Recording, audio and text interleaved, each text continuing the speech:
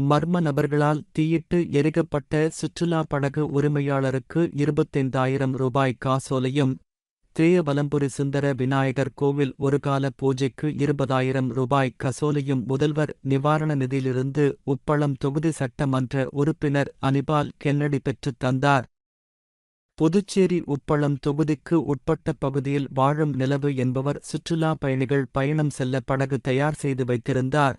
அவரது படகை மர்மநபர்கள் தீயிட்டு எரித்து விட்டார்கள். அவருக்கு நிவாரண உதவியாக ரூபாய் 25,000 இணை உப்பளம் தொகுதி திமுக சட்டமன்ற உறுப்பினர் அனிபால் கென்னடி அவர்கள் முதலமைச்சர் நிவாரண நிதியிலிருந்து பெற்றுத் தந்தார். மற்றும் வானரப்பேட்டை சேயவலம்புரி சுந்தர விநாயகர் கோவில் ஒருகால பூஜைக்கு 20,000 ரூபாய் காசோலையும், அதனைத் தொடர்ந்து பார்வை பாதிக்கப்பட்டவருக்கு சொந்த செலவில் கண் கண்ணாடியும் மருத்துவ பரிசோதனை சேவைகள் செய்து கண்ணாடியை சட்டமன்ற உறுப்பினர் அனிபால் கென்னடி வழங்கினார்.